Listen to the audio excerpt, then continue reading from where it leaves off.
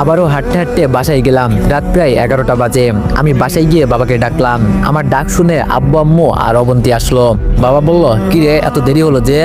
আমি বললাম কাজের চাপ ছিল, এই নাও টাকাগুলো দিলাম। বাবা বলল, কি এখানে? আমি বললাম তোমার মেয়ের পরীক্ষার খরচ 6,000 আছে। বাবা টাকাগুলো হাতে নিল, অবন্তীকে দিয়ে দিল।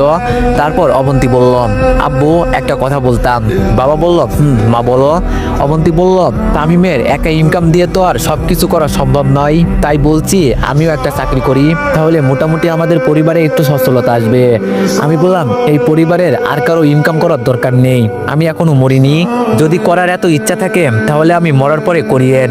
সবাই আমার দিকে হা করে তাকিয়ে আছে। আমি আর কোনো কথা না বলে রুমে চলে গেলাম। আসল কথা হচ্ছে আমি চাই না অবন্তী কোনো কাজ করুক, এমনিতেই আমি সারাদিন বাইরে থাকি। এখন যদি অবন্তী চাকরি করে তাহলে আব্বু আম্মুকে কে দেখবে? বুড়ো বয়সে দুজনেরই কষ্ট হবে। রাতে খেয়ে আমি বাইরে থেকে ঘুরে আসলাম। রুমে এসে দেখি অবন্তী ভাইয়া ছবিটা হাতে নিয়ে বসে আছে। আমাকে দেখার পর ছবিটা রেখে দিল। আমি বিছানা থেকে একটা বালিশ আর খাতা নিয়ে ফ্লোরে শুয়ে পড়লাম। অবন্তী বলল, তামিম একটা কথা বলতাম। আমি বললাম, বলেন। অবন্তী বলল, তুমি খাটে থাকো, আমি ফ্লোরে ঘুমাই। সারাদিন কাজ করে আসছো, এখন ফ্লোরে ঘুমালে হয়তো ঘুম আসবে না। আমি বললাম, আমি কাপুরুষ নই যে একটা মেয়ে মানুষকে নিচে ঘুমাতে দিয়ে আমি নিজে খাটে ঘুমাবো। আপনি ঘুমান, এমনিতে অনেক রাত হয়েছে। আর কোনো কথা না বলে ফ্লোরে ঘুমিয়ে গেলাম। সকালে ঘুম থেকে উঠে দেখি অবন্তী গোসল করে আয়নার সামনে বসে চুল ঠিক করছে। ভেজা চুলে একটু অন্যরকম সুন্দর দেখাচ্ছে। আমি দেখেও না দেখার ভান ধরে শুয়ে রইলাম। পরে মনে হলো যে পায়ে হেঁটে কাজ করতে হবে, রোমান্টিক মুড থাকার মতো সময় নাই। উঠে ফ্রেশ হয়ে গোসল করে রেডি হয়ে বেরিয়ে গেলাম। আজকে অনেকগুলো মাল নিয়ে কভার ব্যান্ড ঠেলতে শুরু করলাম। মনে মনে ভাবতে লাগলাম, অবন্তী কেন আমাকে মেনে নিচ্ছে না? যেখানে আমি ওকে মেনে নিব না সেখানে তার উল্টোটা হচ্ছে। এভাবে দিন যেতে লাগলো। বিয়ে করেও আমার অবন্তীর সম্পর্ক ভাবি দেবরের মতোই রয়ে গেল। মাঝে মাঝে অবন্তীর উপর অনেক রাগ হয়, কি করব কিছুই বুঝতে পারছি না। আব্বু আম্মুর জন্য আজকে আমার এই অবস্থা। দেশে মেয়ের অভাব পড়েছে যে আমাকে ভাবিকেই বিয়ে করতে হলো। সারাদিন কাজ করে এসে আবার রাতে ফ্লোরে ঘুম, জীবনটা অসহ্য লাগছে। পরের দিন কাজে গেলাম, শরীরটা ভালো লাগছে না, মনে হচ্ছে জ্বর আসবে। ইচ্ছে না থাকা সত্ত্বেও রাত পর্যন্ত কাজ করলাম। রাতে না খেয়ে ঘুমিয়ে গেলাম। গভীর রাতে আমার কাঁপুনি দিয়ে জ্বর আসছে, ঠিকমতো চোখও মেলতে পারছি না। হঠাৎ করে কপালে কারণ নরম হাতের স্পর্শ পেলাম। ঝাপটা চোখে তাকিয়ে দেখি অবন্তী ডাকতেছে, তামিম এই কি হয়েছে তোমার? এইরকম করছো কেন? আমার অবস্থা এতটাই খারাপ যে ওর সাথে কথা বলার মতো শক্তিও আমার নেই। অবন্তী আমাকে উঠিয়ে খাটে শুইয়ে দিল, তারপর সারা রাত মাথায় পানি ঢাললো। আর কি কি করছে কিছুই মনে নেই। জ্বরের ঘরে কোনো কিছুই অনুভব করতে পারিনি। সকালবেলা অবন্তীর ডাকে ঘুম ভাঙলো। তাকিয়ে দেখি আব্বু আম্মু সবাই বসে আছে। অবন্তী নাস্তা হাতে দাঁড়িয়ে আছে। তারপর নিজের হাতে খাইয়ে দিয়ে মেডিসিন খাইয়ে দিল। বাবা বলল, এখন কেমন লাগছে? আমি বললাম, ভালো। তোমরা খেয়েছো? আম্মু বলল, ঠিক মতো খাওয়া দাওয়া করিস না, তাই এমন হলো।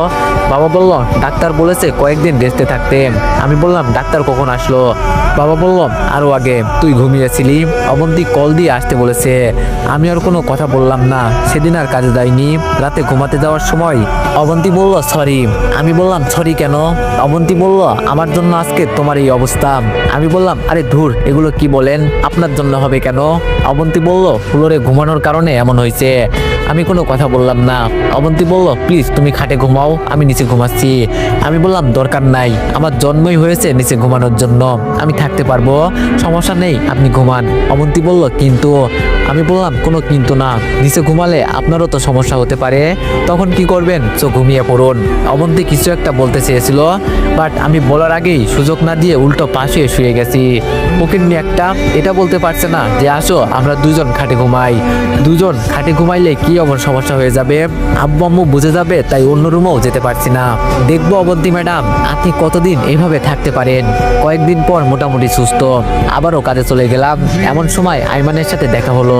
আইমান বলল, কি রে দোস্ত, কি অবস্থা? আমি বললাম, এই তো আলহামদুলিল্লাহ ভালো, তোর? আইমান বলল, ভালোই। তোর কাজ শেষ হতে কতক্ষণ লাগবে? আমি বললাম, সন্ধ্যা হবে। আইমান বলল, আচ্ছা কাজ শেষে দেখা করিস, অনেকদিন তোর সাথে আড্ডা দিই না। আমি বললাম, আচ্ছা ঠিক আছে। তারপর আবার কাজে চলে গেলাম।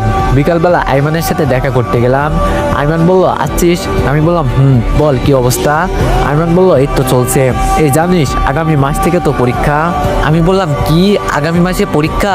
আইমান বলল, তোর প্রিপারেশন কেমন? আমি একটু হেসে বললাম, পরীক্ষাও তো দেওয়ার কথা ছিল না, তুই তো টাকার ব্যবস্থা করে দিলি, আর বইও তো কিনিনি, প্রিপারেশন কেমন হবে তুই বল। আইমান বলল, তোর ভাই মারা যাওয়ার পর থেকে সবকিছু উলটপালট হয়ে গেছে। আমি বললাম, বাস্তবতা কি জিনিস এখন বুঝতেছি। আইমান বলল, তোর ভাবি কেমন আছে? আমি বললাম, ভাবি না, বউ আমার। আইমান বলল, বউ মানে? আমি বললাম, ভাবির সাথে আব্বা আমারে বিয়ে দিছে। আইমান বলল, কি, কখন? আমাকে তো কিছুই বলিসনি। আমি পুরো ঘটনা শেয়ার করলাম।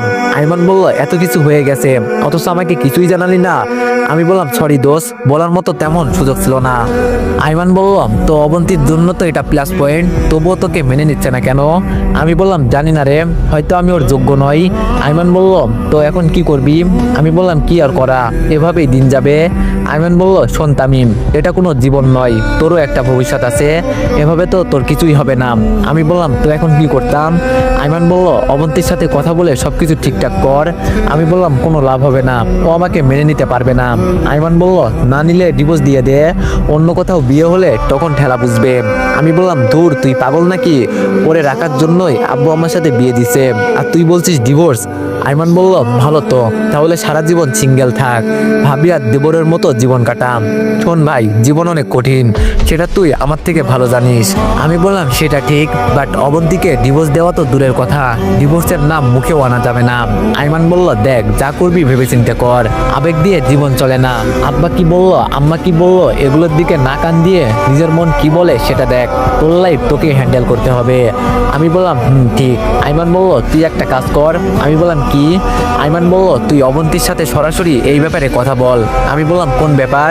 আইমান বলল, তোকে স্বামী হিসাবে মেনে নিবে নাকি নিবে না সেটা, যদি না মেনে নিবে বলে, তাহলে তুইও অবন্তীকে বলে দিবি যে তুই ওরে ডিভোর্স দিয়ে দিবি।